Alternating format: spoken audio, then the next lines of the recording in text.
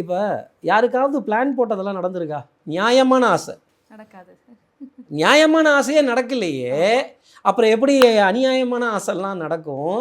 அதுக்காகத்தான் இந்த நாளை பாரு, இந்த நட்சத்திரத்தை பாரு, நமக்கு மீறி சக்தி உண்டு, எங்கெங்கும் காணினும் சக்தியடா. பெண் தெய்வங்களை கண்ணில் பார்த்தார் பாரதியார், கவிதைத்துவம் வந்தது.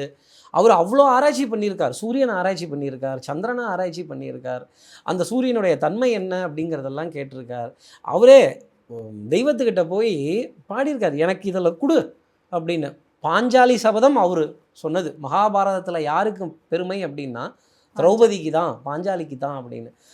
இது வந்து நேரம் தான், அந்த நேரத்தை பார்க்கறது தான். ஐயோ ராகு காலமா வேண்டாங்க, செய்யக்கூடாது. ஆனால் ராகு திசை நடப்பவர்களுக்கு அந்த ராகு காலம் யோகமாக இருக்கும். ஒரு ஜோசியர்கிட்ட நம்ம கேட்குறதே, எனக்கு என்ன திசை நடக்குது, அந்த திசையினுடைய ஆதிக்கத்தில் தான் அவன் இருப்பான் அத்தனை அந்த டியூரேஷன் முழுதுமே. இந்த கிரகத்துக்குன்னு ஒரு ஹிஸ்ட்ரி இருக்குது, வரலாறு. அந்த கிரகம் தான் என்ன அனுபவிச்சுதோ அதை அந்த தசை காலத்தில் அந்த ஜாதகன்ட்ட கொடுத்து, நீயும் இதெல்லாம் அனுபவி, நான் இதெல்லாம் அனுபவித்தேன், சந்தோஷமாக இருக்கும், வருத்தமாக இருக்கும், துக்கமாக இருக்கும், பெருமையாக இருக்கும், புகழாக இருக்கும். புதன் வந்து பாராட்டு பெருமை புகழுக்கு உரியவர். புதன் தசை வரும் பொழுது அந்த பாராட்டு பெருமை புகழினுடைய அளவுகோல் மாறுமே தவிர அது இல்லாமல் இருக்காது.